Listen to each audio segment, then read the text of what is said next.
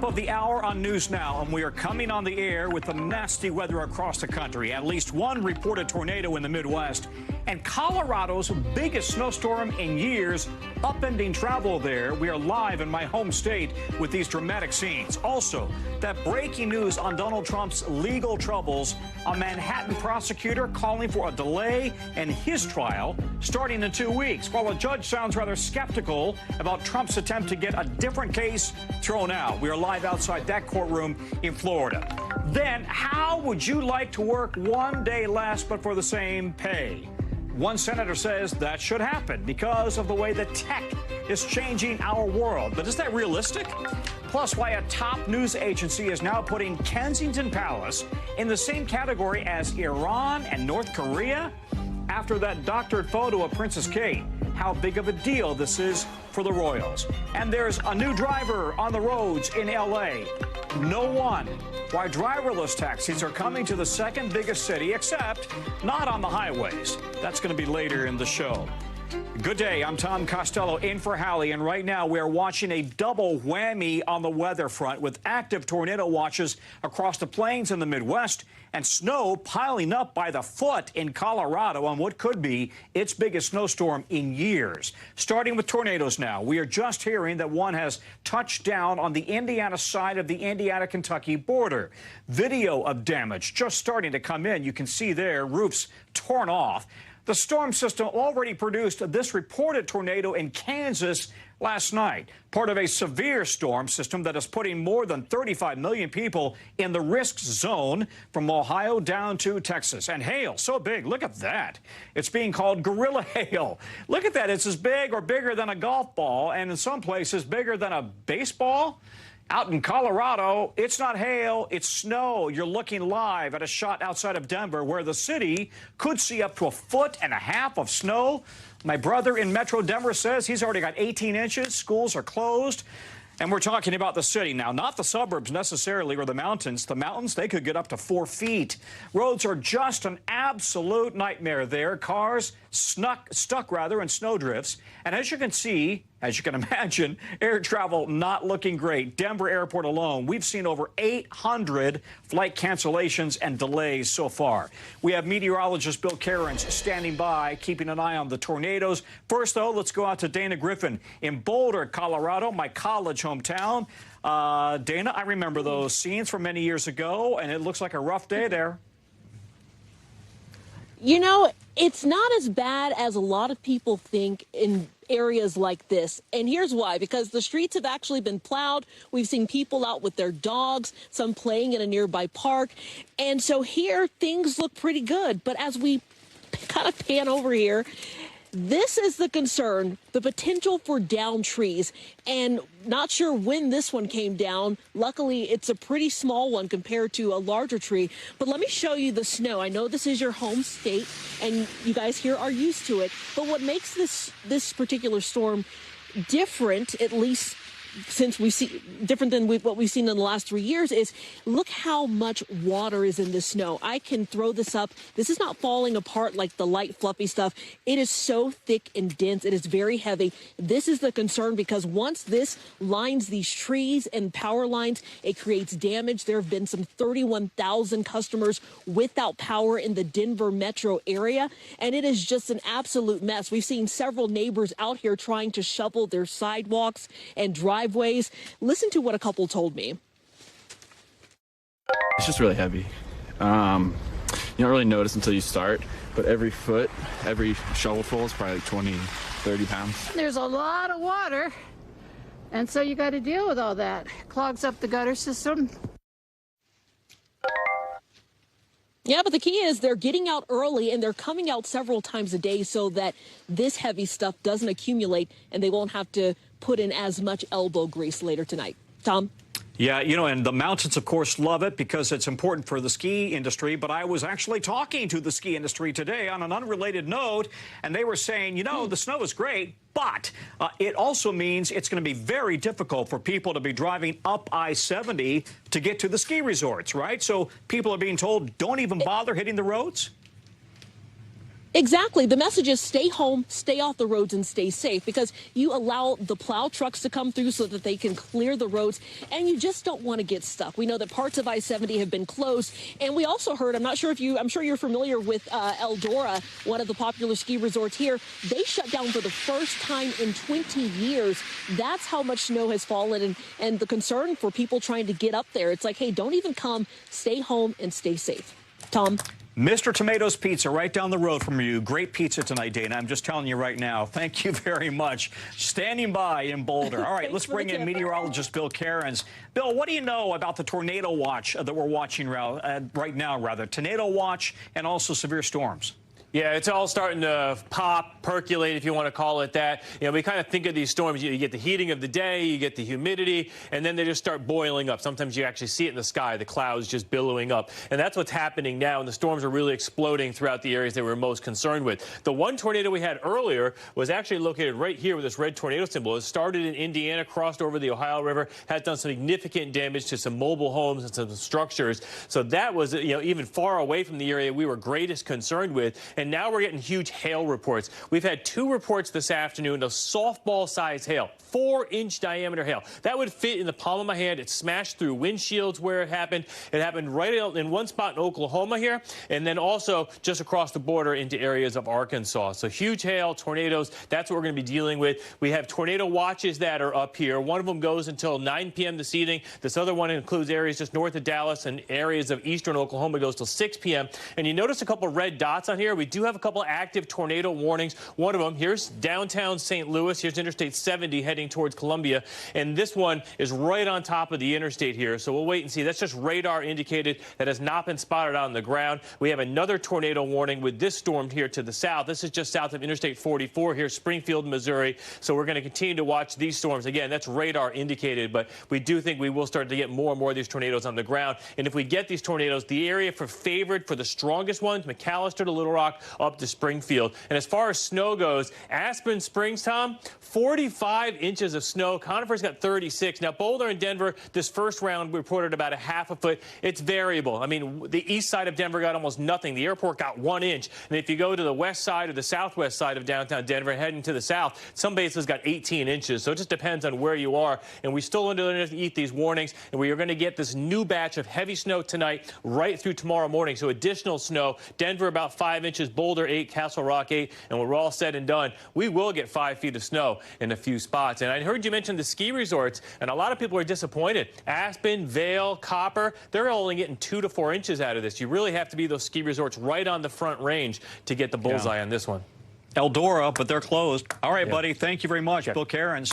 We have some breaking news out of New York. The Manhattan DA is unexpectedly backing a delay in Donald Trump's hush money trial.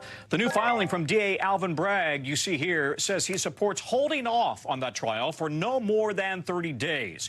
All right, but in Florida, you see the schedules of Mr. Trump in federal court today. His lawyers are trying to get a different case against him thrown out. That one related to the 40 federal charges he and 2 others face for allegedly bringing classified documents to Mar-a-Lago and storing them in places they shouldn't be, like a bathroom or a storage stage. The Trump team is making 2 big arguments for dismissal. First, a 1978 law that his lawyers say lets the former president transform whatever presidential records he wants into personal records so that he can take them home. Number 2, unconstitutional vagueness, they argue. In plain English, they claim the special counsel cannot bring these charges against a president. NBC's Dasha Burns is outside the courtroom in Fort Pierce, Florida. Dasha, let's start with the breaking news out of New York. Why is the Manhattan DA on board with delaying the hush money trial? Yeah, so basically the Manhattan DA is just saying they don't oppose a delay because the former President Trump's legal team requested this because about 31,000 pages of additional records came through just yesterday. Trump's defense team is saying, look, we need time to go through this. We need to go over this. The Manhattan DA is saying, that's okay, but no more than 30 days. The judge, though, still has to rule on this, and the judge could say, we are giving you less time, could say we're giving you more time. But overall, this is a win in the short term for the former president, and his team is out with a statement saying President Trump and his counsel have been consistent and steadfast that this case has no basis in law or fact and should be dismissed. So we'll wait to hear from the judge here. Tom.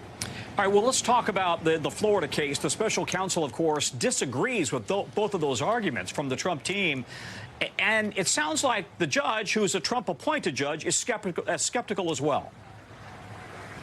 Yeah, the judge is particularly skeptical in the motion to dismiss based on the Presidential Records Act. Basically, what the Trump team is arguing here is that when the former president was in the White House, he designated all of those materials that we saw at Mar-a-Lago. He designated those as personal records, not presidential records. He was fully in the right to take them. They point to all sorts of examples of former presidents holding on to materials from the White House, taking them to other residences, and they're saying nothing to see here. Let's dismiss this. The judge, though, Judge Cannon, said, look, this is not something I see as grounds for dismissal of an indictment. Could be a good argument at trial, but not necessarily a reason to dismiss this case. The court adjourned here just before 3 o'clock, says she's going to rule quickly here. Though we have seen her take her time in this one, Tom, so she could rule at her discretion. Tomorrow, a week from now, a couple months from now, it's fully up to her. You know, we've talked a lot over the weeks and months about how the president wants to make the legal political. And our colleague John Allen reports on how the Trump campaign plans to, quote, make lemonade out of lemons and uses court dates for political gain. How does he plan to do that? Yeah, well, he's going to have to figure out a way to do that because so far, today included, he's been showing up often in cases where he's not required to be there. Today, he didn't have to be here, but he came anyway. In the primary, this was a goldmine for the former president. Each time he came to court, his poll number shot up, fundraising shot up. But now, in some of these criminal cases, he is going to have to be in court, which means he's not on the campaign trail. And this is a general election. For a primary audience, indictments were great. For a general election, it's more tricky. But what the Trump team is planning to do is essentially flip the script here. And we've seen this language already at rallies on social media saying, you know what, it's actually Biden who's a threat to democracy. He's trying to imprison his political enemies. And today we saw a lot of supporters out here, a couple dozen or so, basically making that same argument, saying, you know, Trump is a martyr for us. So they're hoping to use that as a boon here, Tom. Mr. Trump is a martyr, according to his supporters. Dasha Burns, thank you very much. All right, right now, President Biden is in Michigan, making a campaign trip to that state and Wisconsin, proving that the 2024 general election is in full swing. Those destinations, no coincidence, the president will probably need to win both if he wants to beat former President Trump again in November. Political calculus, the name of the game, with Mr. Biden speaking in a city with large Black and Latino populations, groups he wants to make sure are on his side come Election Day. All of that goes for VP Harris, too. She visited a Planned Parenthood clinic which provides abortion services in Minnesota earlier today. Sources at the White House say it marks the first time a president or a vice president has ever visited a clinic that provides abortions. NBC's Hallie was with the president in Saginaw, Michigan. So, Hallie, give us a sense here. What went into Vice President Harris's decision to make this trip? And it really underlines that abortion rights are a key issue this year. That's right, Tom. The White House sees abortion access as an issue so consequential that they are leaning as much as possible into it. You mentioned the vice president making history with this trip today to a Planned Parenthood in Minnesota. She said that it was important for her to go to Minnesota specifically because it is one state providing abortion access to patients coming from neighboring states that are restricting it. Vice President Harris today saying it is, quote, outrageous and immoral to have any restrictions on abortion, saying it's putting women's lives at risk. Take a listen to more of what she had to say. Right now in our country, we are facing a very serious health crisis. One of the points that must be made on this issue as we attempt to uplift the real stories and the real consequences of the Dobbs decision is to remind people elections matter. The vice president vowing that if Democrats win both chambers of Congress come the 2024 election, that they will try to codify Roe back into federal law. Remember, that's something we saw attempted in the immediate aftermath of Roe's reversal, only to have that effort fail in Congress, Tom. So the vice president renewing calls for that today. So let's talk about the politics. Mr. Biden visiting Michigan for the second time in just a matter of weeks, but again, not sitting down with the large Arab American and Muslim communities in that state. And those communities played a very big role in the 100,000-strong uncommitted votes in the Michigan Democratic primary back in late February. But they're not happy with him over the war in Gaza, right? And it's a little surprising he's not even trying to reach out to them in person while he's there. That's right. In fact, the mayor of Dearborn, I spoke with him earlier today, and he said that the White House had not contacted him or, to his knowledge, any leaders of the Arab American or Muslim community before returning here to Michigan for the first time since we saw that uncommitted movement of over 100,000 voters, many of them in protest to the president's handling of the Israel-Hamas war. And that's really sparking concerns about what a wider movement could look like, considering, remember, in 2020, President Biden won this state over former President Trump by just 154,000 votes. So I spoke with members of this community today. They said that despite this shift in tone, this more sharp rhetoric of the president criticizing Prime Minister Netanyahu's handling of this war, the humanitarian crisis in Gaza that's just been growing, they said that is still not enough for them, and they want to see more drastic action. Take a listen to what they told me. We will see you in November because our movement is strong, our movement is growing. So if you want to bet on brushing off this movement, good luck in November. Worth noting, Tom, that, the president not meeting with members of this community today here in Michigan, but we do know that senior White House officials met privately with members of the Arab American and Muslim community, but that meeting took place in Chicago earlier today, Tom. All right, Hallie, thank you very much. Other news now. New York Senator Chuck Schumer making news today, expressing support for a temporary ceasefire between Israel and Hamas and criticizing Israeli leader Benjamin Netanyahu on the Senate floor. As a lifelong supporter of Israel, it has become clear to me the Netanyahu coalition no longer fits the needs of Israel after October 7th. I believe a new election is the only way to allow for a healthy and open decision-making process about the future of Israel. Senator Schumer is the highest-ranking Jewish official in the United States. Israel's military operations have displaced nearly the entire population of Gaza since the start of the war. Palestinians have been pushed south into increasingly smaller and smaller areas of land to escape Israeli bombardments. A new documentary from NBC News Digital docs team called Salma's Journal features a 22-year-old dental student from Gaza City who documented the first months of the war in video diaries and in her art journal as her family was pushed south, seeking safety until she eventually did escape to Egypt. Here's part of her story. There was something that I did before everything happened that was the official goodbye for Gaza. I went for a car ride, and I'll tell you the story.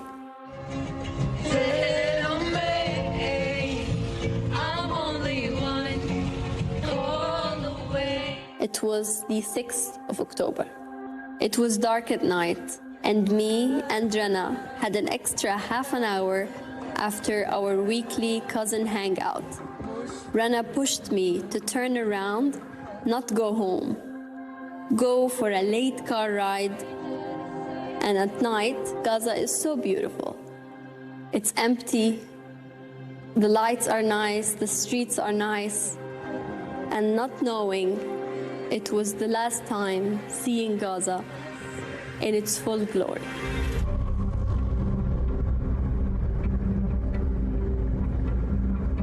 We're just trying to survive the day with minimum trouble, minimum crying, minimum food, and just next day, and so on and so on.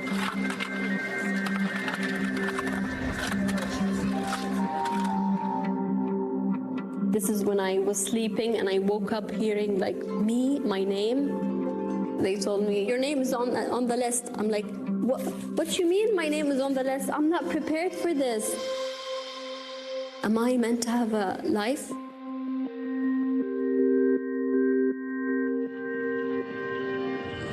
And I have to make the most difficult decision I have ever made, which is leaving my family behind. I didn't know if I'll be able to see them again.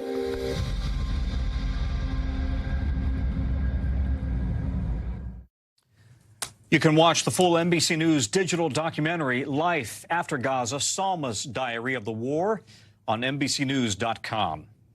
Tonight, new efforts to try to get help into Haiti and get Americans out. The State Department says over 200 Americans in Haiti have registered to get more information on how to leave the country. U.S. government reps say they are trying to help everybody they can, but the administration is not actively planning an evacuation for those folks.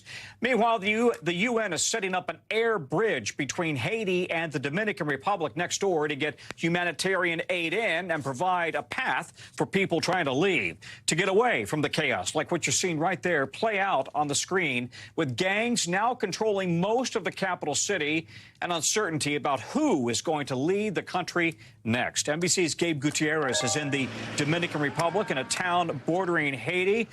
Gabe, this town that you're in has long been a destination for Haitians trying to escape poverty and violence across the border. And with the border reopening temporarily, what does it look like where you are right now? Hi there, Tom. Good afternoon. So, yes, we're in Dajabon. This is in the northwestern part of the Dominican Republic, the northeastern part of Haiti. And just a little bit in that direction is the Haitian border. And behind me, you see some people leaving here right now. They're actually going back to Haiti. And the reason that is, Tom, is that this area, this is kind of no man's land. And, you know, you see in the distance there, that gate over there is the Dominican Republic. Haitians are not allowed to go that way. But just for today, they were able to attend an open-air market here, and many of them brought back supplies. It was a dramatic scene as we saw many of them coming back with, you know, food, water, clothes, anything they could grab. As you said, the situation, especially in the capital city, is deteriorating so much. 80% or so of Port-au-Prince, according to the UN, is now controlled by armed gangs. And earlier this week, we spoke with a physician with Doctors Without Borders who talked about a situation where he saw a patient recently executed in front of his hospital while inside an ambulance. Here's some of what he told us.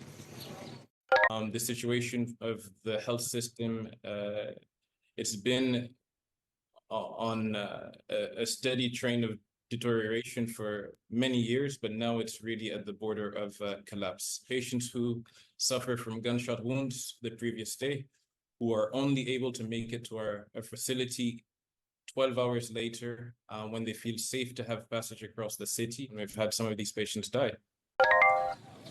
And Tom, right now there are so many questions about the political instability in Haiti and whether that temporary, the transition council to get new leadership in there will be accepted by local politicians, Tom. I'm just curious, have you seen any violence on the border where you are? You're not close to Port-au-Prince at all. And then my second question is, you know, this kind of feeds into the whole concern about migrants in this country and the possibility of an inflow of migrants into Florida, where they are deploying more officers for that very reason, right? What are you hearing from the Biden administration about migrants? Well, on your first question, Tom, no violence here today. You may not be able to see it here, but back there's a heavy security presence. Although in this town a few days ago, there was a report of there was a shootout between a young man who actually tried to steal a weapon from one of the guards here. But largely this part of the Dominican Republic and of Haiti is seeing nowhere near the violence that we're seeing in Port-au-Prince, where, again, armed gangs control so much of that capital city. With regards to what the Biden administration is doing, the Biden administration announced today that it is considering potentially housing temporarily some Haitian migrants at Guantanamo Bay. Now, that's something that the U.S. has done before. Certainly, there's been migrant influxes from Haiti, certainly over the last several decades. And then yesterday, of course, it was Florida Governor Ron DeSantis deploying extra resources, troops, drones to the state's southern coast, anticipating an increase in Haitian migrants in the Florida Straits. So far, we're not seeing that yet, but leaders in the U.S. are preparing for it. Tom. Okay, Gabe, thank you very much. Stay safe. Good. Gabe Gutierrez in the Dominican Republic. When we come back, the new health concerns in Chicago, with the city connecting more measles cases to a migrant shelter. And Pope Francis saying tonight he's not going anywhere, why he's dismissing concerns about his health. Stay with us.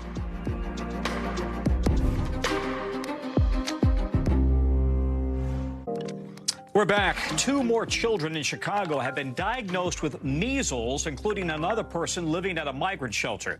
That brings to 8 the number of cases at the shelter and 10 total now for the city. And it's just Chicago. That's not just Chicago that's having a measles outbreak. 45 cases have been reported in 17 states so far this year. But the outbreak in Chicago is drawing attention in some part because of the cases at that migrant shelter. Chicago's mayor pushing back against anti-immigrant rhetoric and blame. Take a listen. They didn't bring illness. Okay, so I just want to clarify that. In fact, migrants are more vulnerable to the existing infectious diseases that we already have here. Dr. John Torres is joining us now. John, measles is highly contagious and can be deadly. 10 confirmed cases may not sound like a lot, but how serious is this, and what are authorities doing to try to keep it from growing to a bigger outbreak? And Tom, you're right. It might not sound like a lot, but it is. And the main reason is back in 2000, we actually thought we had it eliminated from this country. Measles was no longer here in the United States and is making this comeback. It is the most infectious virus we have out there that can attack us. And a matter of fact, the example I usually give is if you're in an area with somebody that are coughing and sneezing, those virus particles can aerosolize, get in the air for 2 hours. If you pass through there, you can get it as well. Before vaccines came about in the 60s, 2 million people died from measles every year. Now 1 in 3 per 1,000 can die from it once they get it. So again, it's very contagious. It can be very deadly. This is something to be concerned about. John, any idea why we suddenly have now an outbreak again, and it's happening in other states and also globally, right? And Tom, it all has to do with vaccine rates. It needs a 95% vaccination rate among a population to get that herd immunity that you and I talked many times about during the pandemic. And this is one of those ones that needs a high vaccination rate. Unfortunately, because of misinformation and disinformation from a variety of sources out there, people are less likely to get the vaccine. They're more hesitant in getting the vaccine, and those rates are dropping. Even if they just drop down to 93, 92%, it can make headways into that community, and that's what we're seeing here. Now, the other thing to realize is some of these ones that are coming from other countries, they don't have the health resources we have, and so it's not that they're bringing the disease here, but we need to make sure we get public health in there to protect them, which also protects us from getting the disease. Because they are vulnerable, a vulnerable population. Exactly. Dr. Torres, thank you very much. You bet. Let's get you now over to the 5 things, our team thinks you should know about tonight. Number 1, Tennessee's alcohol regulator is now investigating whether missing student Riley Strain was overserved alcohol. He's the student we've told you about. He went missing Friday on a fraternity trip in Nashville. Police say he was kicked out of a bar and his friends lost track of him. State law does not allow serving alcohol to anybody who is visibly intoxicated. Number 2, Pope Francis says he is not planning to retire and says he doesn't have any health problems that would necessitate that. He says he's in an upcoming memoir. If something serious happens, he will resign. But he called it a very distant hypothesis. It comes after he's been sick with bronchitis and the flu. Number 3, Senator Bob Menendez is thinking about running for re-election as an independent. That from 2 sources who talked to him. You'll remember he and his wife were indicted on bribery charges. Both have pleaded not guilty. When we asked him today, he did not deny possibly running again, saying, "I don't have to declare what I'm doing. When I do, everybody will know." Number 4, 2-time Masters champion Bernard Langer will miss the upcoming Masters in April because he tore an Achilles tendon playing pickleball. He says he was playing it to stay fit. He fell during a game and he heard a pop. He'll be out of action for at least 3 months. Number 5, take a look at this. It's a new peek at the beef rice we were telling you about. Researchers are growing beef cells inside rice cells. They say this is the first product of its kind and could be a substantial source of protein down the line. Former Treasury Secretary Steven Mnuchin says he is putting together a team that may try to buy TikTok. Mnuchin unveiled his plan just 24 hours after the House passed a bipartisan bill that would force TikTok's parent company, ByteDance, to either sell the company or, in the next 6 months, or be banned in the United States. Take a listen. It's a great business, and I'm going to put together a group to buy TikTok. You're trying to buy TikTok? I am, because this should be owned by U.S. businesses. There's no way that the Chinese would ever let a U.S. company own something like this in China. Now, who exactly is banding together with the Trump-era cabinet member is not all clear at this hour. Mnuchin did not specify. Another big question, whether this group would have enough cash to buy TikTok. Its parent company is the world's most valuable startup, valued at a whopping $220 billion with a B dollars. And while the potential sale of the U.S. division would be less than that, it would still be a very big chunk of change. Money aside, it's still really unclear whether the Chinese government would even let ByteDance sell TikTok to a U.S. buyer. NBC's Christine Romans covers business. She's following this. Hey. Christine, Steve Mnuchin has a lot of money, but could he possibly put together the cash to buy TikTok? And does he have a political agenda here to push a conservative Trump talking point kind of a platform? He does have a history of being a deal maker, someone who can cobble together investors. IndyMac after the financial crisis, remember that one? Also more recently, New York Community Bank. So he has his own vast personal wealth and an extensive network of investors. I'm told by people who cover this company that there are a lot of other groups who would love to have a chance to try to buy TikTok if China were to sell, ByteDance were to spin off the U.S. operations. But a big question there, Tom, is would China really allow the IP, the code, right, the source code to be spun off? And there's a big doubt that that would ever happen. One analyst I talked to today said if there were a deal, it'd have to be like $100 billion, right, for the U.S. part of this operations. And it would be like buying a race car without the engine, because a lot of analysts don't think that China would ever sell that part of it.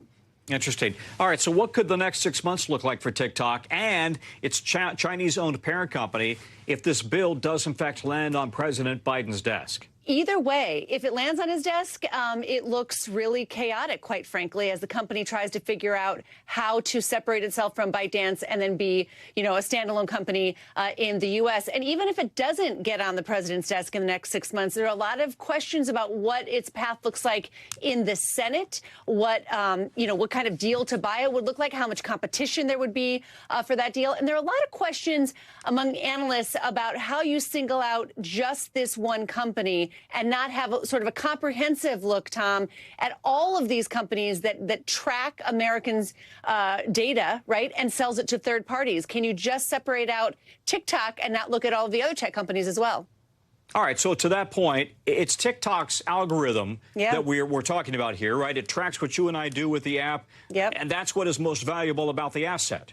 That's right. And also its popularity, because look at how extremely popular it is. 170 million users, over the course of a month. That is a really big juggernaut in terms of social media influence. So you've got a couple of angles here. You've got a national security angle that Washington is concerned about, economic security, but you also have the popularity of this app itself.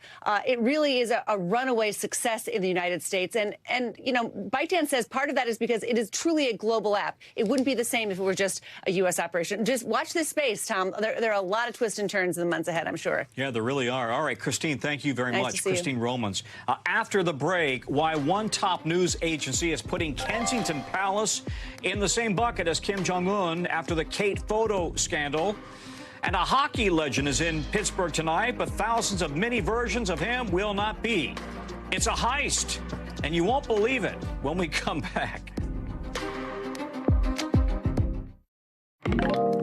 We're back now, and working from here is kind of like drinking out of a fire hose. Hundreds of stories coming in round the clock, making it awfully tough to read, to watch, to listen to everything. So our bureau teams have selected some highlights, and here's what they tell us is going down in their regions, and we call this the local.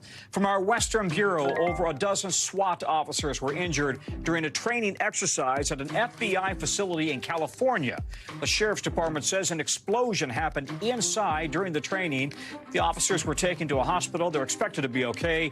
The FBI is investigating. From our Northeast Bureau, the Pittsburgh Penguins say somebody stole their shipment of coveted Jaromir Jagr bobbleheads. No, the team was planning to give them away at tonight's game against the San Jose Sharks, and now fans will be given a voucher to pick up the bobblehead at a later date.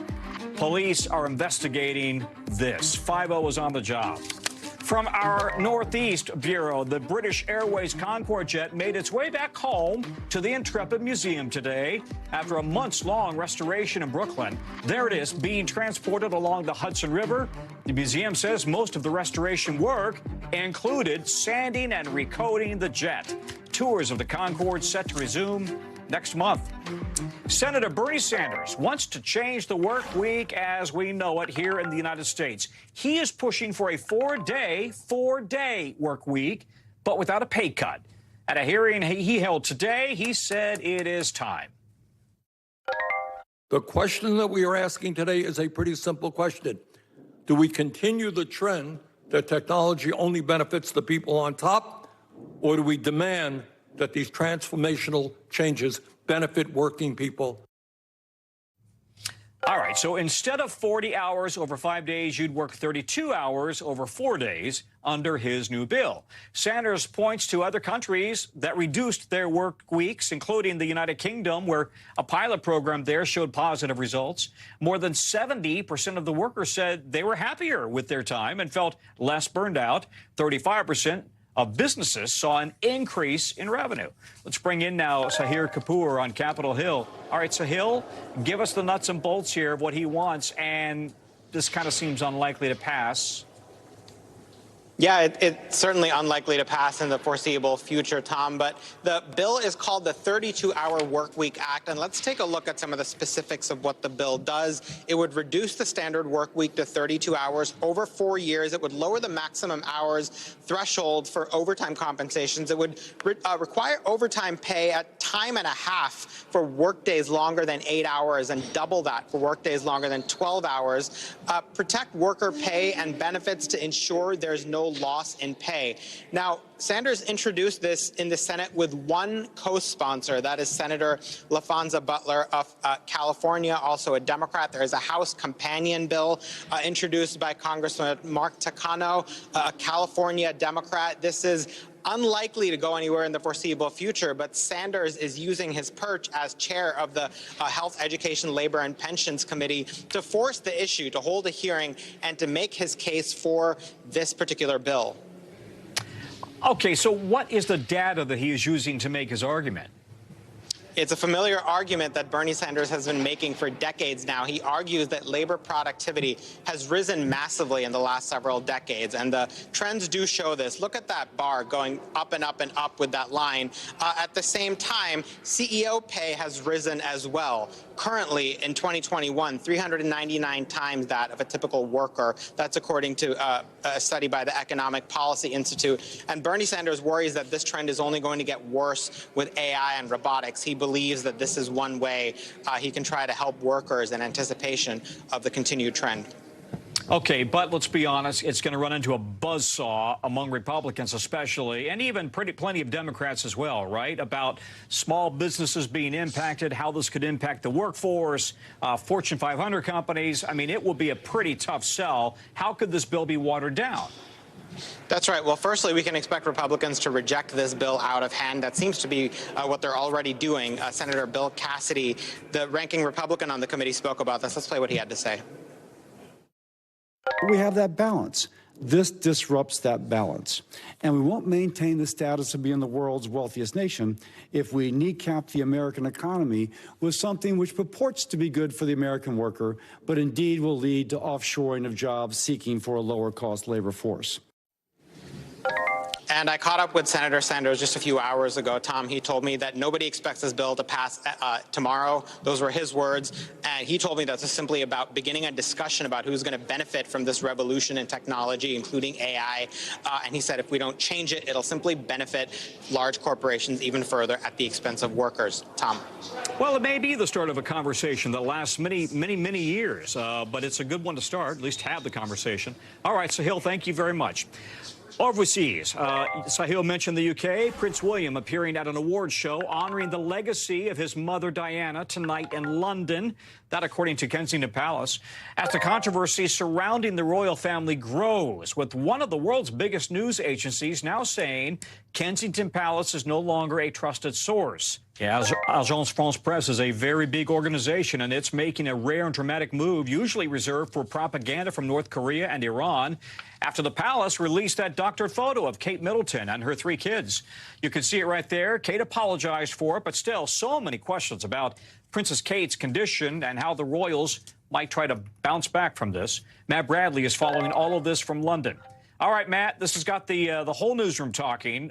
Just how big of a deal is it that Kensington Palace is no longer considered a trusted source for this one news agency? Yeah, Tom, it's a great question.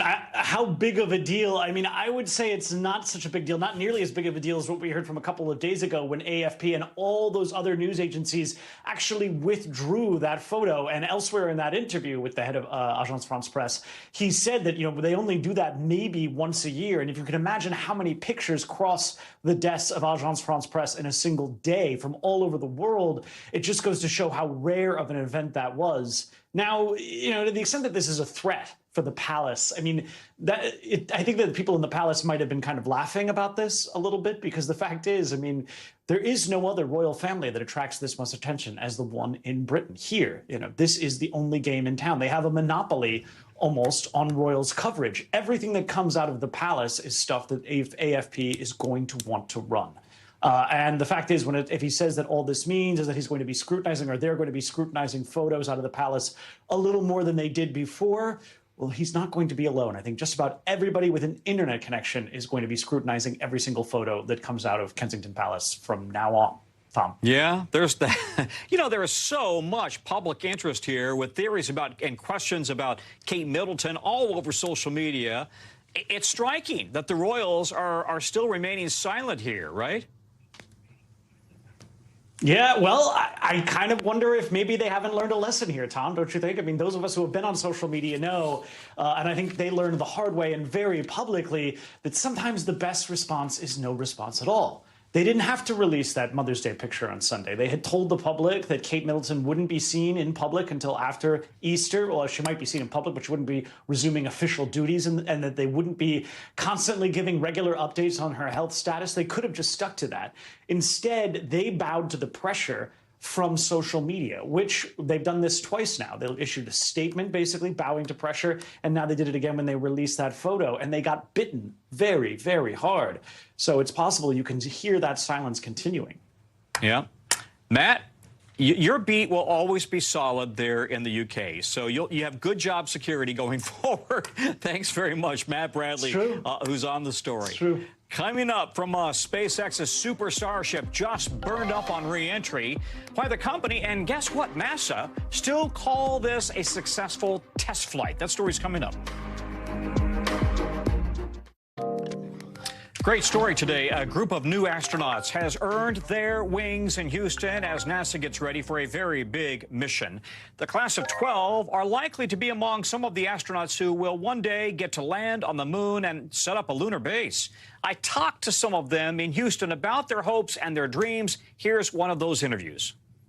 I reached for a dream, and I never got bumped off that path and was able to get to where I am today. As a little kid, I used to say I'm going to be the first person on Mars. So even as a little child, I had the Mars idea for the dream. Yeah, Nicole Ayers, who, by the way, is also a fighter pilot. You can watch my full story on this mission to the moon on NBC Nightly News with Lester Holt tonight. And that new astronaut class could one day ride a SpaceX rocket to the moon. The company is celebrating a major flight milestone today that is expected to be key to NASA's future missions.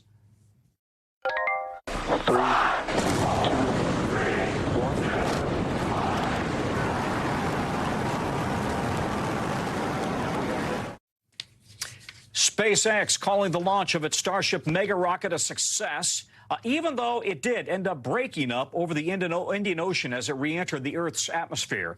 Starship is the tallest and the most powerful rocket ever launched. And while it was lost on return, the rocket still managed to reach space, testing out new capabilities, going faster and further than any rocket ever. The goal of it all, to eventually get people back on the moon and maybe even, as we mentioned, maybe Mars. Dr. Paul Suter is an astrophysicist and NASA advisor. He also wrote How to Die in Space, a journey through dangerous astrophysical phenomenon. Not something I want to try. Doctor, this was the third test flight for Starship. It did make it to orbit on all 33 engines. They all fired off. And then the flight lasted 45 minutes, and it was only lost on return to Earth. NASA calls it a success. What do you think?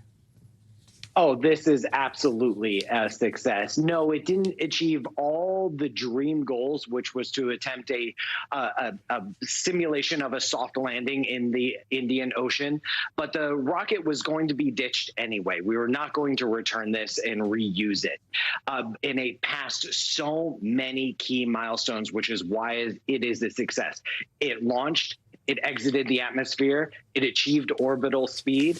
It achieved a fuel transfer test, a door opening and closing test. These sound like simple things, but these are key milestones that NASA needed this test to demonstrate to continue funding SpaceX along these lines and to power the Artemis mission back to the moon. Yeah, and it is important because when you consider that they lost the rockets on the first and the second test flights, this was a far, far more successful mission, and it lasted far longer than the other ones. But listen, we're talking now about you potentially using this rocket on Artemis 3, which would potentially land on the moon in 2026 with humans. Does that seem like a reach when they haven't had a successful, really successful, complete mission yet? Elon Musk is talking about many more test flights, though, coming up soon.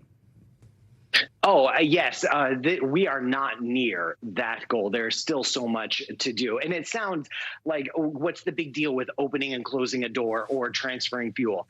Doing that at tens of thousands of miles per hour in the vacuum of space is much more challenging, which is why we require these tests.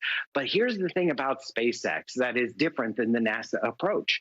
They already have dozens of boosters and rockets on the assembly line waiting to be stacked together and tested again. So this third test, this is third of many that they already planned for well in advance. We're sending rockets up again and again and again, collecting the data, figuring out what's wrong, improving the next iteration, and sending it back up. That's exactly what they do and why they're able to do this development so quickly. Yeah, it truly was a phenomenal mission to watch today, a test flight. And I think you're absolutely right. As you watch that mission and how far it's come from the first two test flights that SpaceX ran, boy, they had a great day. And I think we've all learned the lesson, don't ever bet against SpaceX, right? That's for sure. They've shown this was 22 years since their birthday, and they've shown in 22 years they have leapfrogged every private space organization, every government space organization. Yeah. We are entering a new era of space exploration. Yep. Dr. Paul Suter, thank you very much. Coming up from us after the break, that taxi that just cut you off in L.A., yeah, you might not have anyone behind the wheel to yell at. We're going to explain why.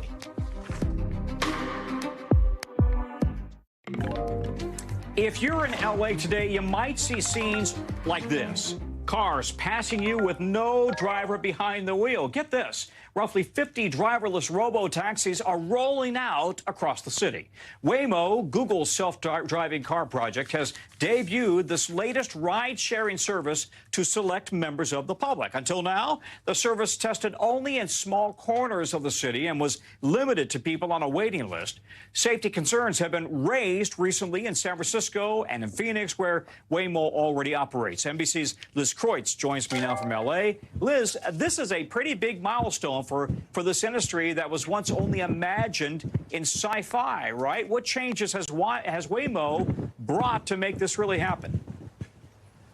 Yeah, Tom, it's a huge deal, really significant. LA, the second largest city in the country, now they'll be operating here. And it comes after some pretty big hurdles here in California, local debates in San Francisco, here in Los Angeles, with local officials raising concerns about how safe these cars actually are. And the California Public Utilities Commission in the past few weeks and the past few months have made two really big decisions to actually move forward and allow Waymo to expand in San Francisco, to allow charging for rides, and then allow the expansion here in Los Angeles. And, you know, the local officials that have been pushing back, they say that these cars pose some pretty serious public safety concerns still, that they're not fully vetted and tested. There's a report that we were looking at that looked at some of the different self-driving cars and showed that Waymo actually had the most crashes of any of these self-driving cars, but the company points out that there have been no serious injuries reported. They do continue to expand now, Los Angeles here, and the plans for expansion continue. They're hoping to be in Austin, Texas later this year, Tom. Okay, but drill down a little bit more on these safety concerns. I'm wondering, how does the typical Angelino react to this? What do they think about the possibility of these robo-taxis on the roads? Not on the highways, though, right? Yeah, not on the highways right now. They're just going to be on side streets and in just a part of the city, a pretty big chunk from Santa Monica to downtown, but not the entire city. 50,000 people have signed up so far to be able to use these cars. So I think there's certainly a lot of intrigue and excitement from some people. Others probably a little freaked out. I'll admit, I was recently living up in San Francisco the past few years, and they're everywhere in San Francisco. And it's still a little weird to be driving next to a car that has no driver in it. And some of the issues you hear from up in San Francisco are cars just stopping in the middle of the road, blocking traffic, not taking you to the right place. There was an LA Times reporter that just wrote about taking one here in LA where they've been testing, and the car stopped in a really unsafe area near Skid Row in a neighborhood that usually the person would have said, hey, you know, driver, keep going, don't stop here. But instead, the car just stopped, and there was no other alternative except for to call the customer service number. So those are some of the issues, Tom. The future is here. Liz, thanks very much. Liz Kreutz in L.A. That is a wrap for this hour. The coverage resumes right now on News Now.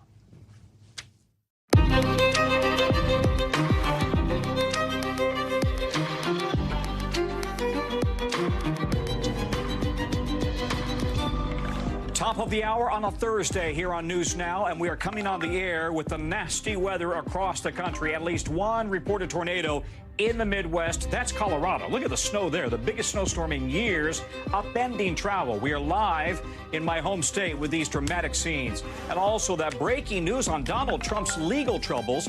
Just now getting into us from a judge in Florida about his attempt to get a case of his thrown out, as a prosecutor in Manhattan says he does not oppose a delay in a separate trial. We'll break all of that down. Then the historic visit by the vice president to a Planned Parenthood clinic as President Biden makes a push to clean up support in a state that he needs to win this November, Michigan.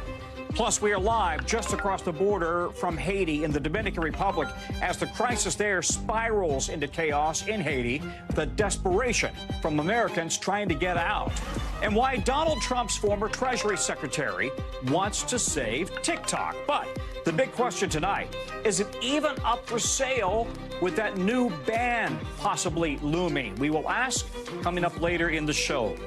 Good day. I'm Tom Costello. On a busy day, I'm in for Hallie, and right now we are watching a double whammy on the weather front. Active tornado watches across the plains and the Midwest, and snow piling up by the foot in Colorado on what could be its biggest snowstorm in years. My brother reporting 18 inches in Highlands Ranch. Starting with tornadoes, though, here we are, just hearing that one has touched down on the Indiana side of the Indiana-Kentucky border. Video of damage just starting to come in there. You see the roofs torn off. The storm system already produced this reported tornado in Kansas last night, part of a severe storm system, putting more than 35 million people in the risk zone from Ohio down to Texas. Look at the hail. So big, it's being called gorilla hail. And look at this, hail bigger than golf balls. Some were told bigger than a baseball. All right, out in Colorado, it's not hail, it is snow. Denver could see up to 1.5 feet of snow. Schools closed in many areas. And we're talking about the city now, not the suburbs, nor the mountains, nor the foothills. They could be getting up to 4 feet. Roads are an absolute mess in places. Cars stuck in drifts. One fire department PIO on the south side of Denver tells people just to stay home and bunker down. Stay home, stay off the roads unless there's an emergency reason to be out there. It should really just be essential personnel who are traveling to and from work. Eric Hurst from South Metro Fire Rescue. We have meteorologist Bill Cairns keeping his eye on those tornado watches. First, though, to Dana Griffin in the beautiful Boulder, Colorado suburbs. Dana, you've been there all day. What is making this storm different from the others you've seen lately?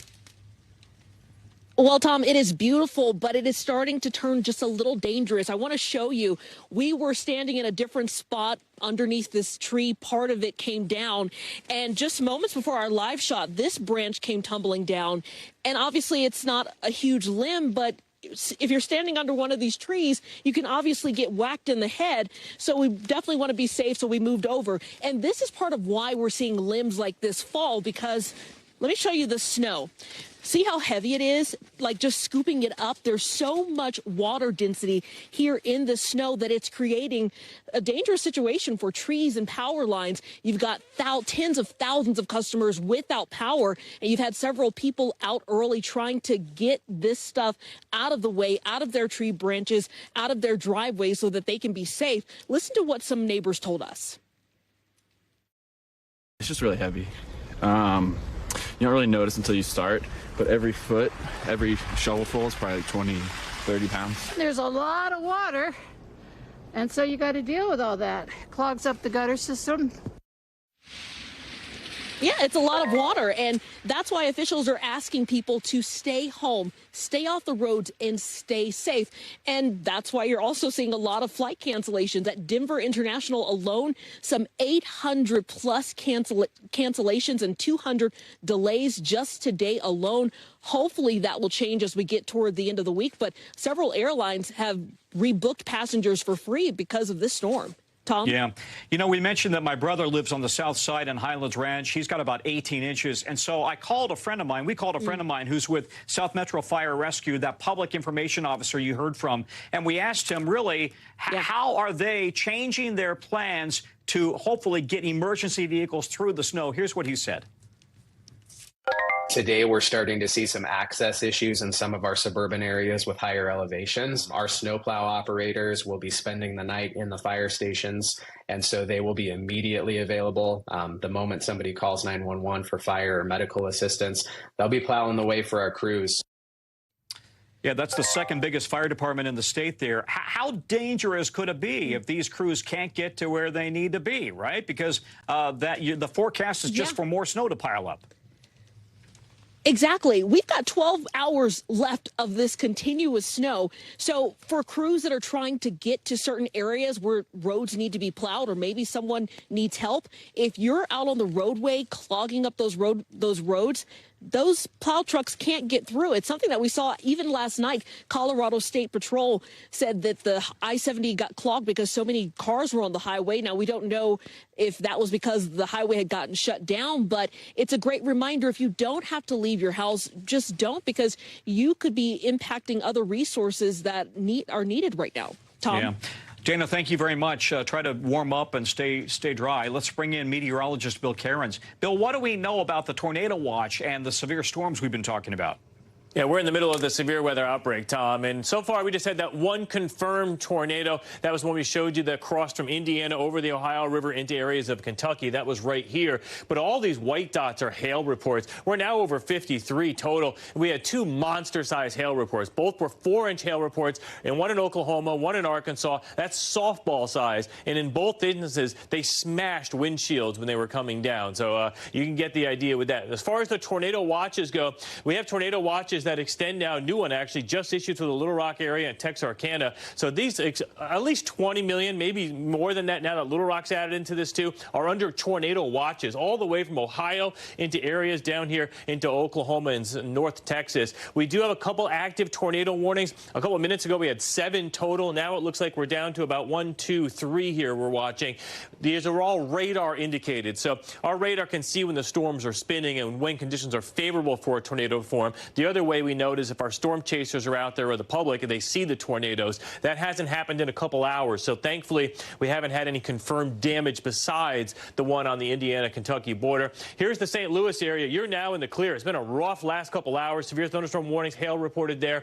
One tornado warning to your north here, just south of Springfield, Illinois. Right around Redbud, this is a tornado warning. And this actually had baseball-sized hail reported with it, about 3-inch hail about an hour ago. So here's a closer view of this storm here, and you can see it located. Waterloo is where we had that 3-inch report of that large hail. Radar indicated tornado warning with that one. So in addition to this, obviously we got this incredible snow event ongoing in the Front Range. Some areas have already picked up 3 and now approaching 4 feet of snow. Conifer and Aspen Springs. It's been less as you head down lower elevations into the plains, but we're not done yet. We're still under the winter storm warnings. Round 2 is just starting, and the roads have been pretty decent because of this, during the daylight and the sun getting through the clouds, the radiation, solar radiation. But now the snow is picking up, Tom. We do expect another 6 to 12 inches by tomorrow morning. So just because it doesn't look that bad yet, that additional weight, trees are going to start coming down left and right.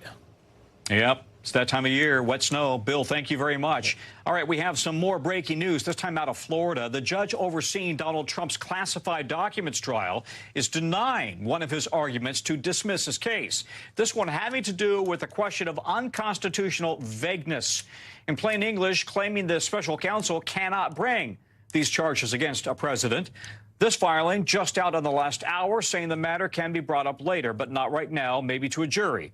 The judge is, in fact, a Trump appointee, has not yet ruled on the other argument from the Trump team related to a 1978 law that would let him make a presidential records into personal records.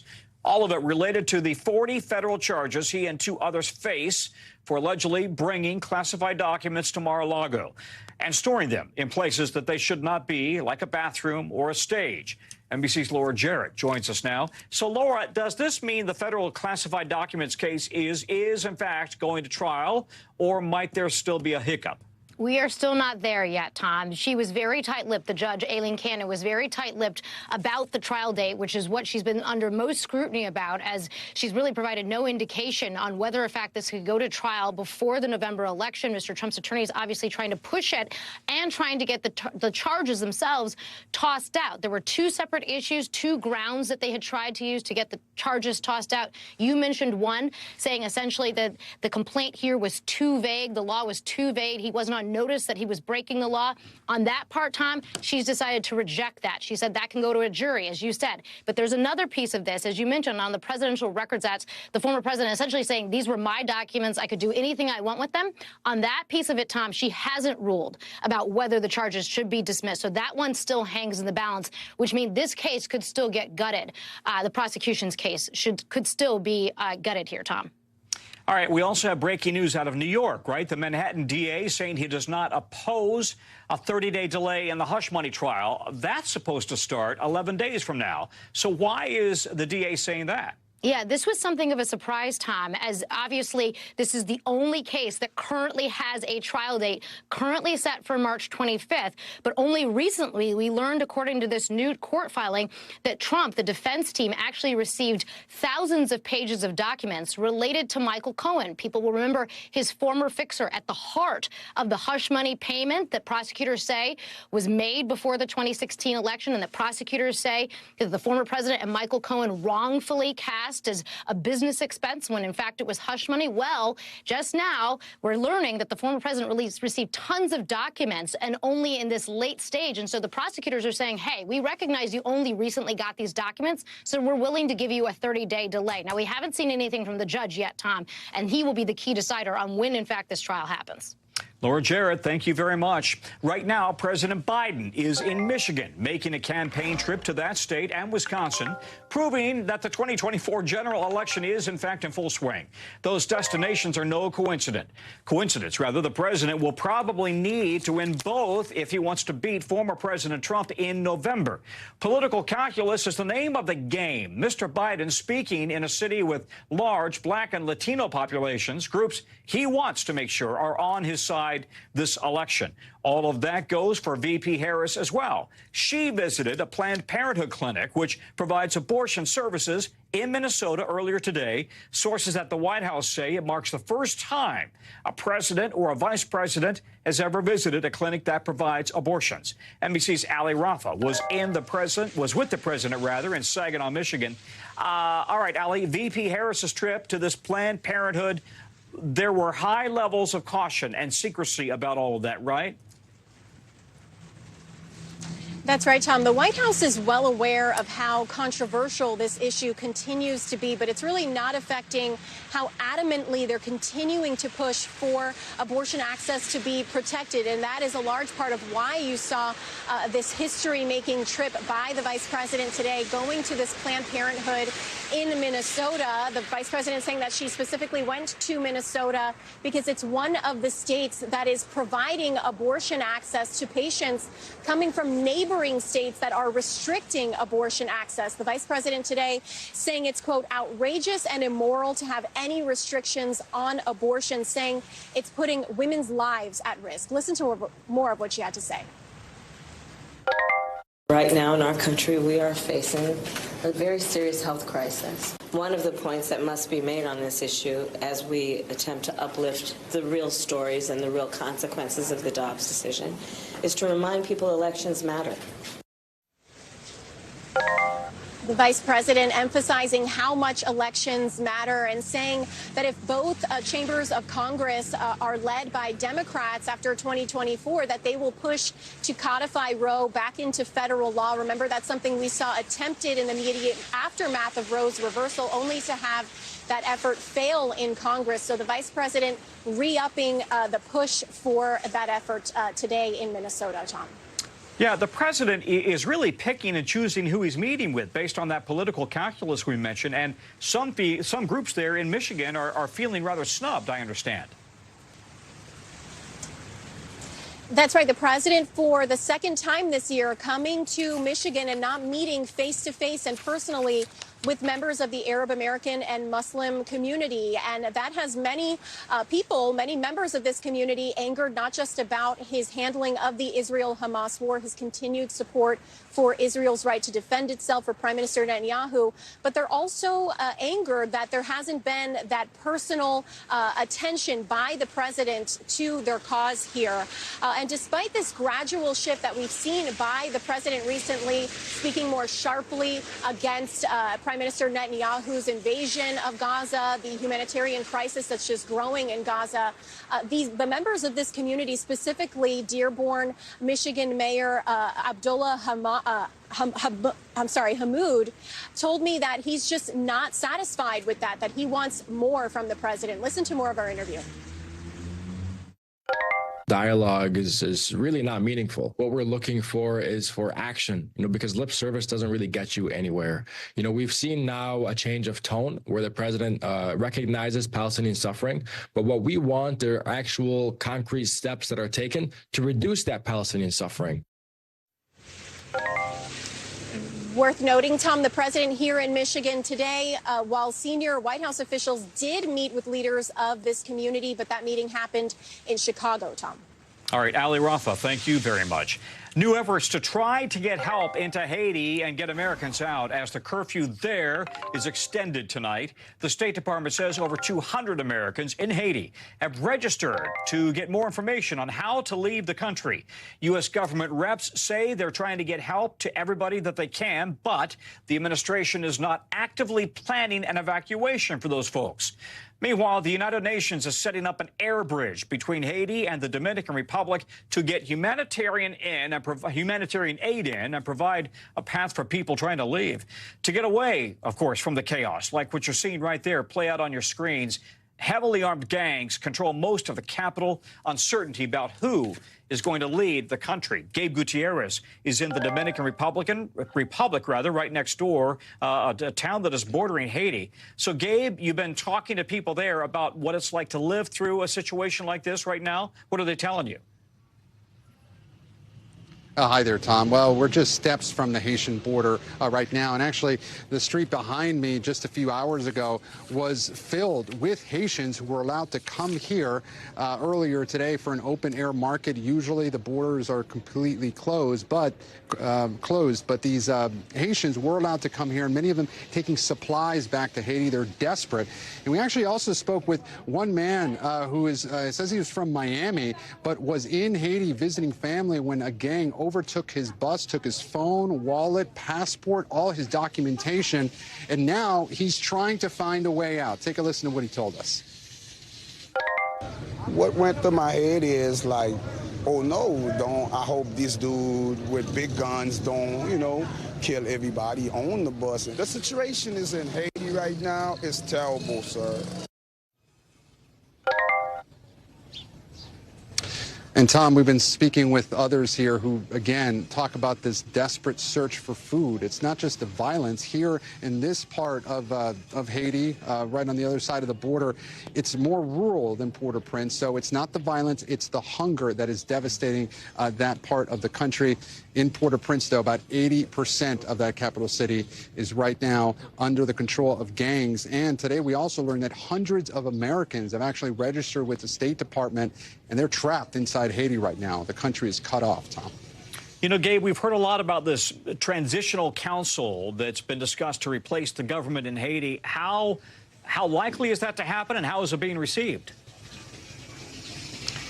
Well, actually, at this point, it's stalled. So there are a lot of questions about how it's going to move forward. And, briefly, some of it boils down to local politics. There's a prominent politician in Haiti known as G. Philippe. He was actually a senator here years ago, went to the U.S., pleaded guilty to some criminal charges, served some time in prison, then came back here. Well, now, Tom, he has the support of the gangs because he has promised an amnesty if he were to take power. He opposed the prime minister.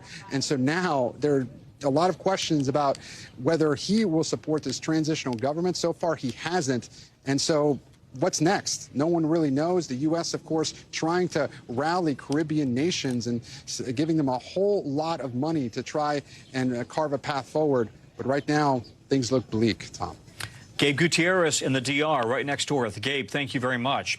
New York Senator Chuck Schumer is making news today, expressing support for a temporary ceasefire between Israel and Hamas and criticizing Israeli leader Benjamin Netanyahu on the Senate floor. As a lifelong supporter of Israel, it has become clear to me the Netanyahu coalition no longer fits the needs of Israel after October 7th. I believe a new election is the only way to allow for a healthy and open decision-making process about the future of Israel. Senator Schumer is the highest-ranking Jewish official in the United States. Israel's military operations have displaced nearly the entire population of Gaza since the start of the war. Palestinians have been pushed south into increasingly smaller and smaller areas of land to escape Israeli bombardments. Now, a new documentary from NBC News Digital Doc's team called Salma's Journey features 22-year-old dental student Salma Sharab from Gaza City, who documented the first months of the war in video diaries and in her art journal as her family was pushed south, seeking safety until she eventually escaped to Egypt. Here's part of her story. There was something that I did before everything happened that was the official goodbye for Gaza. I went for a car ride, and I'll tell you the story.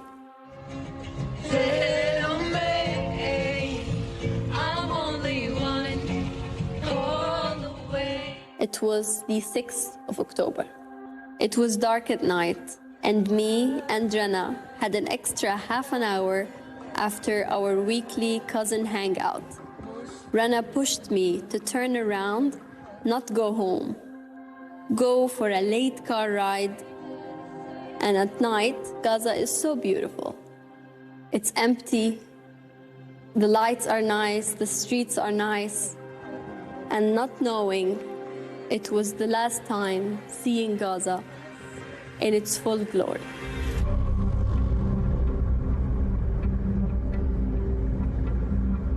We're just trying to survive the day with minimum trouble, minimum crying, minimum food, and just next day, and so on and so on.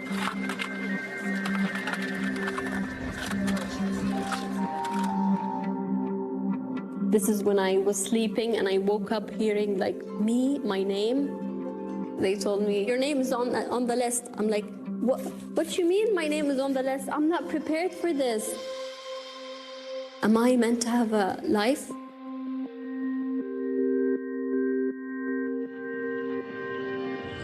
And I have to make the most difficult decision I have ever made, which is leaving my family behind. I didn't know if I'll be able to see them again.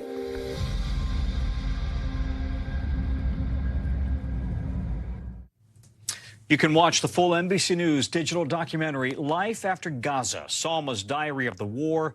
It's on NBCNews.com. Coming up, an historic first in college sports, why basketball players at Dartmouth could be one step closer to getting paid. And, well, looks like someone's not getting their delivery tonight. How this FedEx truck ended up hanging off a highway. Coming up. We're back, approaching the bottom of the hour. 2 more children in Chicago have been diagnosed with measles, including another person living at a migrant shelter. And that brings to 8 the number of cases at the shelter and 10 total for the city. It's not just Chicago that's having a measles outbreak. 45 cases have been reported in 17 states so far this year. But the outbreak in Chicago is drawing attention in part because the cases have been largely focused around a migrant shelter. Chicago's mayor is pushing back against anti-immigrant rhetoric and blame. Take a listen. They didn't bring illness. Okay, so I just want to clarify that. In fact, migrants are more vulnerable to the existing infectious diseases that we already have here. NBC's Jesse Kirsch is in Chicago. Jesse, you're on the ground there. What are local authorities saying about the situation right now, the health authorities? Yeah, so Tom, we know the CDC is now here helping support local officials. I sat down with Chicago's Commissioner of Public Health earlier today, and I asked her about the situation, if it is under control. And she said they are working to get it under control. And you just heard the mayor there stressing that migrants did not bring the measles here.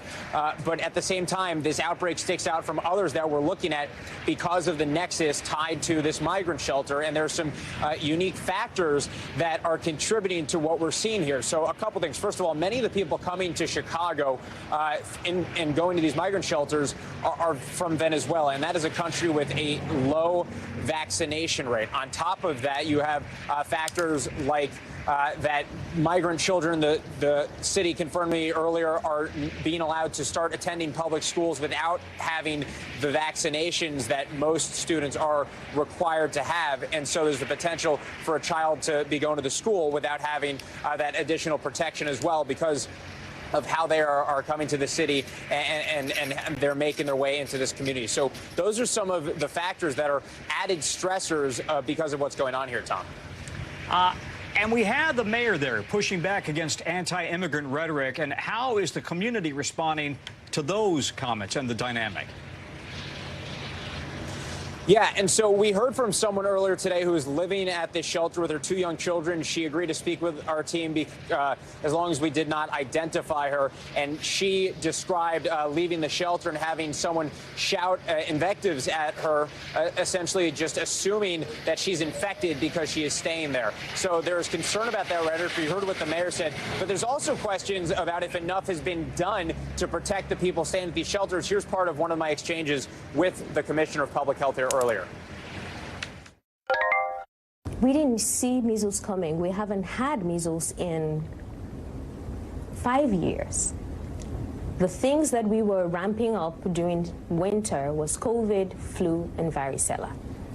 Everybody, though, that has a comprehensive medical exam had the opportunity to have all their vaccinations assessed and then caught up.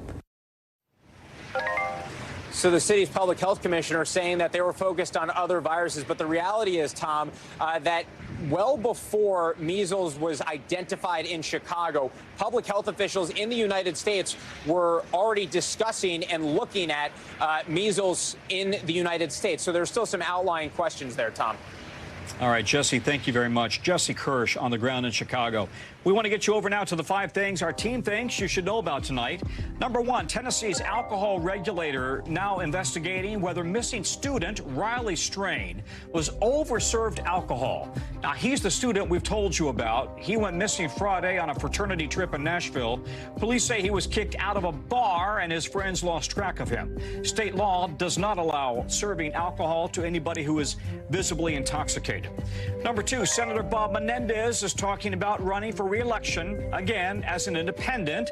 That from 2 sources who have talked with him. Now, you may remember he and his wife have been indicted on bribery charges. Both have pleaded not guilty. When we asked him this afternoon, he did not deny possibly running again, but he said, I don't have to declare what I'm doing. When I do, everybody will know. Number 3, it's official. The Dartmouth men's basketball players are now credited, certified as a union, the first of its kind in college sports. It's a story we've covered on this show. The organizers telling us they hope the union will help them get paid for all the work they do for the team. Dartmouth tells us it opposes the union push. It has not commented yet on today's certification. Number 4, New York State Police say a FedEx truck rolled over on a highway. You could see it hanging over the edge of the overpass. Police say nobody's seriously injured, thankfully, but your packages may be a little delayed. And number 5, athletic apparel company Outdoor Voices is reportedly going to close all of its stores this week. The New York Times says it'll now be online only. Outdoor Voices did not reply to our request for comment. Former Treasury Secretary Steve Mnuchin says he is putting together a team to try to buy TikTok. Mnuchin unveiled his plan just 24 hours after the House passed that bipartisan bill that would force TikTok's parent company, ByteDance, to either sell it in the next 6 months or be banned. Take a listen. It's a great business, and I'm going to put together a group to buy TikTok. You're trying to buy TikTok? I am, because this should be owned by U.S. businesses. There's no way that the Chinese would ever let a U.S. company own something like this in China. All right, so who exactly is coming together with the Trump-era cabinet member to buy TikTok? Not really clear right now. Mnuchin did not specify. Another big question, whether this group would have enough cash to buy TikTok. Its parent company is the world's most valuable startup. Listen to this. It's valued at a whopping $220 billion. And while the potential sale of the U.S. division would be less than that, it would still be a big chunk of change. Money aside, it's still really unclear whether the Chinese government would even let ByteDance sell TikTok to a U.S. buyer. NBC's Christine Romans is following the developments for us, and she joins us now.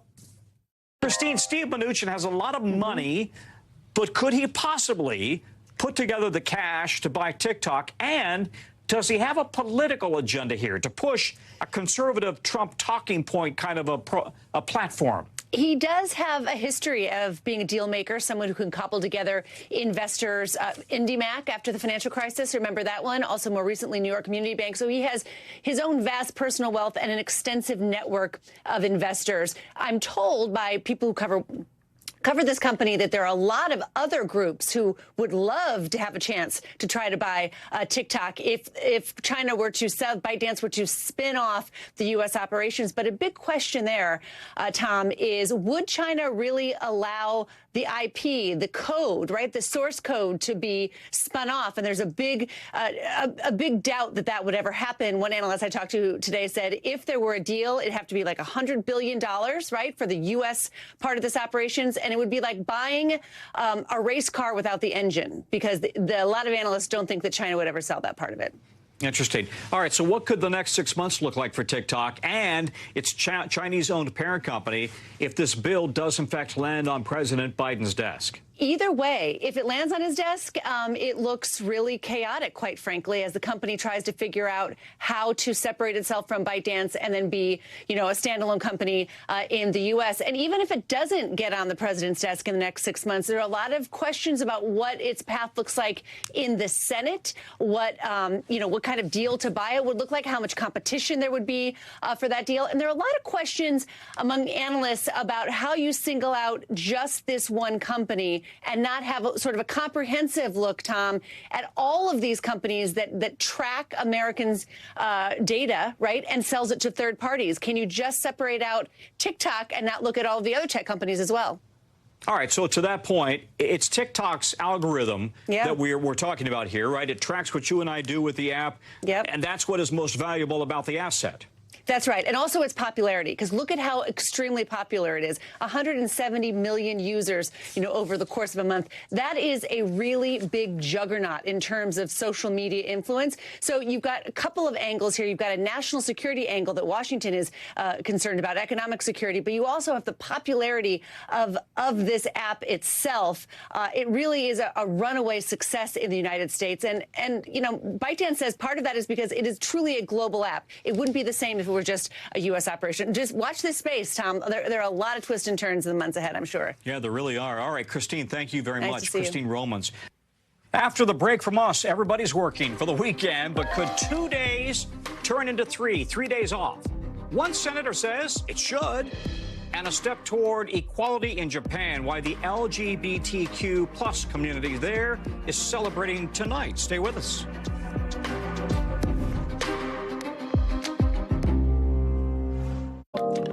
It's a busy place here at NBC News. We cover hundreds of international stories every day, and it's awfully tough to read, watch, listen to all of them. So our teams around the world have done it for you and for me. Here's a look at what they're telling us is worth watching. It's a segment we call The Global. From the Mediterranean, a humanitarian group says about 60 migrants are feared dead after their boat broke down at sea. They say the engine stopped working 3 days into the journey from Libya towards southern Europe. The group rescued 25 survivors after they spent a week stranded on the water with no food, no water. In Japan, the LGBTQ plus community is celebrating after a high court there ruled that denying same-sex marriage is unconstitutional. Judges called on the government to change the current marriage law, which still says marriage is between a man and a woman. As of now, Japan is the only G7 country that does not allow same-sex couples to legally marry. And out of France, the Paris Olympics is cracking down on drones, setting up an anti-drone coordination center just outside of the city for police and military to identify which drones are friendly, like media or referee drones, and which drones are potentially security threats. Officers say the base will be able to neutralize drones from miles away. Senator Bernie Sanders wants to change the work week for all of us as we know it here in the United States. He is pushing for a 4-day work week without a pay cut. At a hearing he held today, he said it's about time. The question that we are asking today is a pretty simple question. Do we continue the trend that technology only benefits the people on top, or do we demand that these transformational changes benefit working people?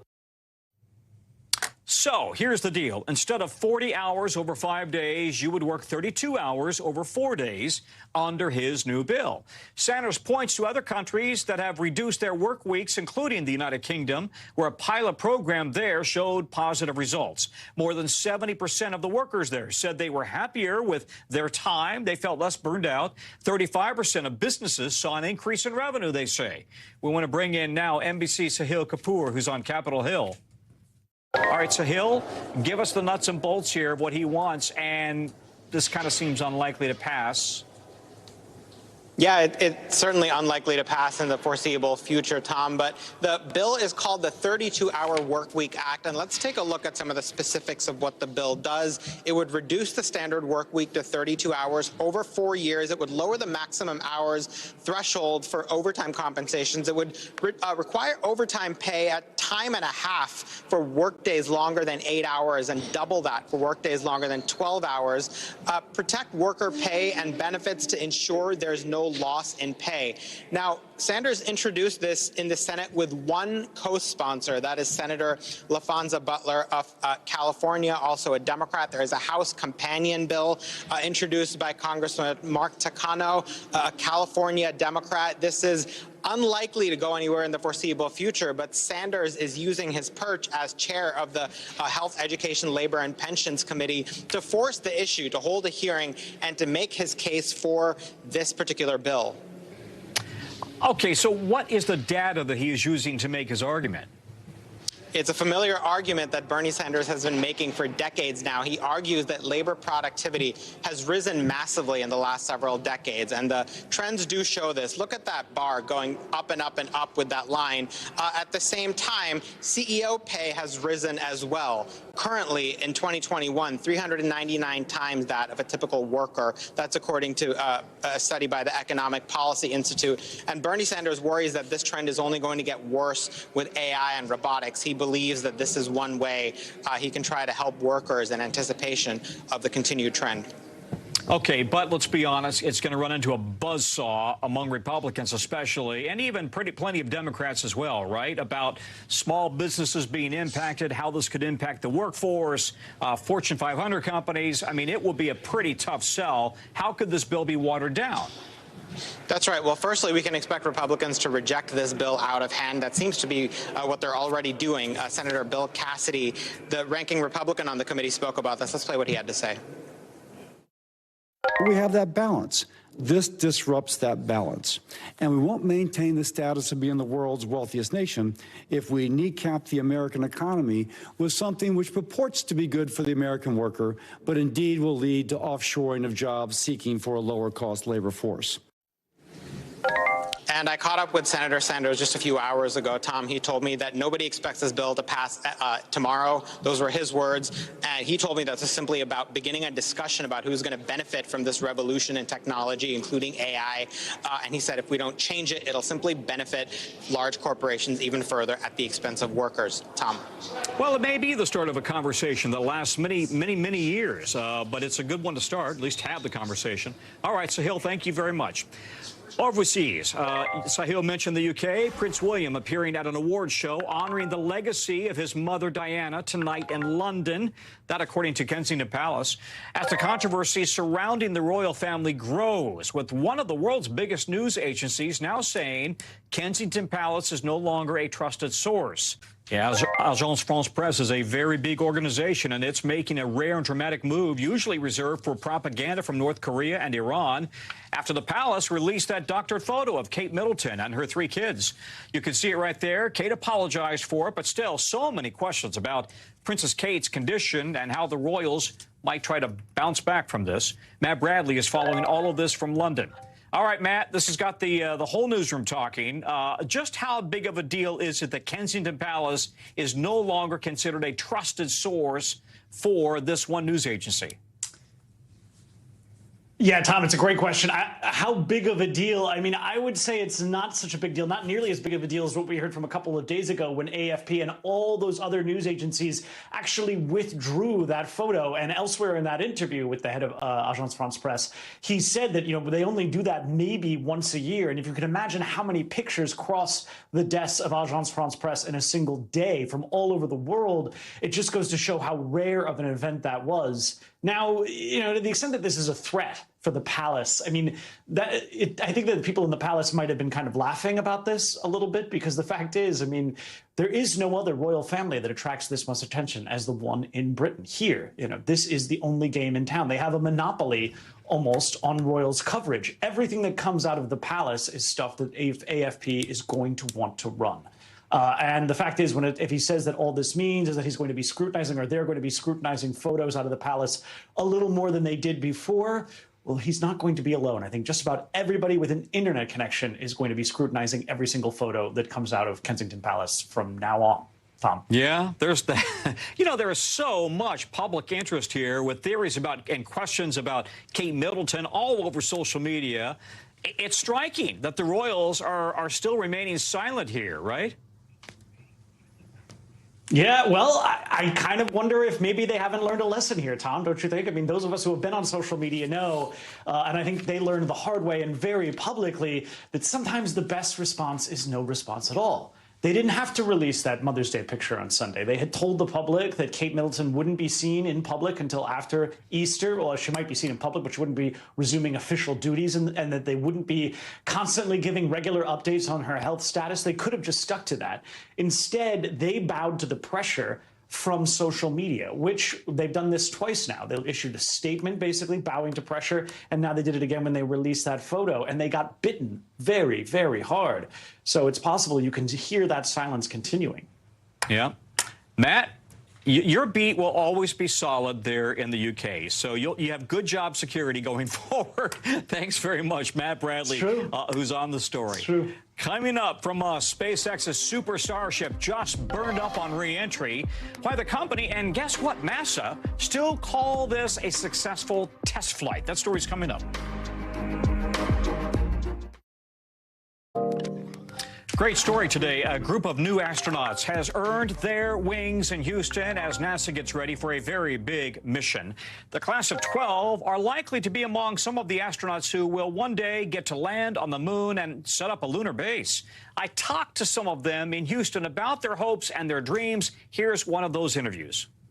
I reached for a dream, and I never got bumped off that path and was able to get to where I am today. As a little kid, I used to say I'm going to be the first person on Mars. So even as a little child, I had the Mars idea for the dream. Yeah, Nicole Ayers, who, by the way, is also a fighter pilot. You can watch my full story on this mission to the moon on NBC Nightly News with Lester Holt tonight. And that new astronaut class could one day ride a SpaceX rocket to the moon. The company is celebrating a major flight milestone today that is expected to be key to NASA's future missions. 3, 2, 1.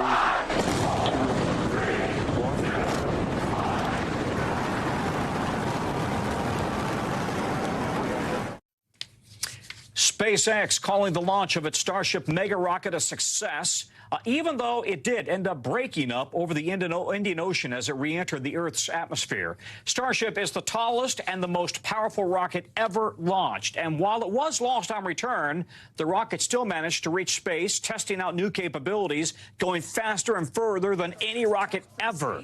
The goal of it all, to eventually get people back on the moon and maybe even, as we mentioned, maybe Mars. Dr. Paul Suter is an astrophysicist and NASA advisor. He also wrote How to Die in Space, a journey through dangerous astrophysical phenomenon. Not something I want to try.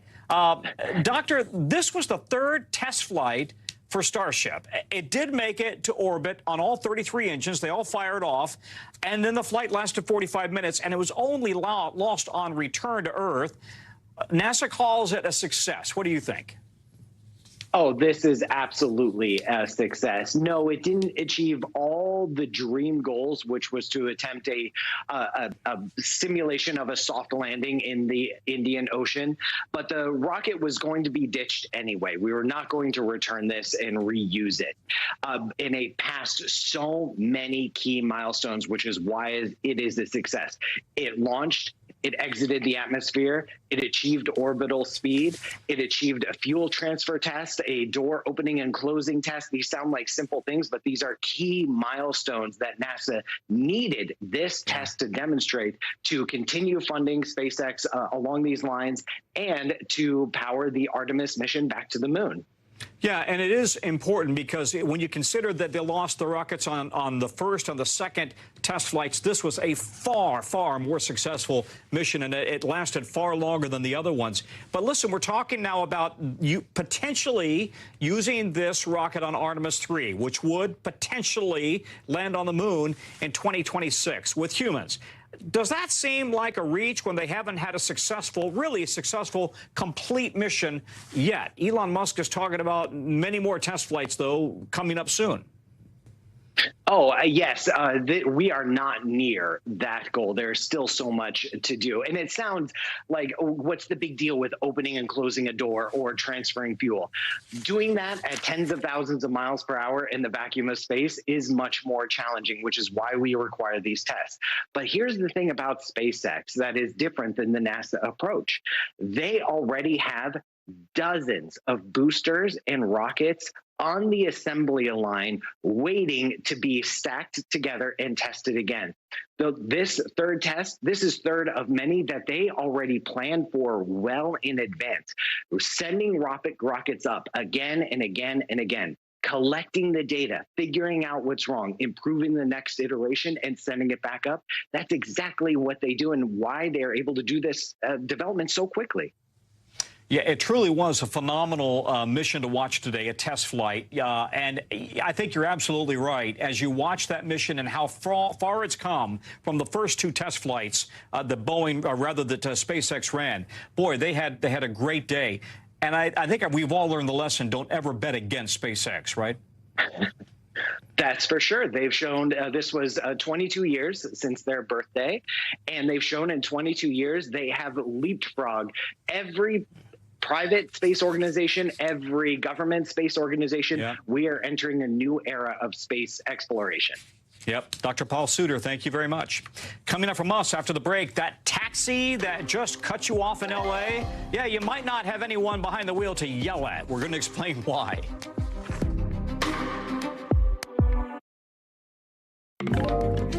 If you're in L.A. today, you might see scenes like this. Cars passing you with no driver behind the wheel. Get this. Roughly 50 driverless robo-taxis are rolling out across the city.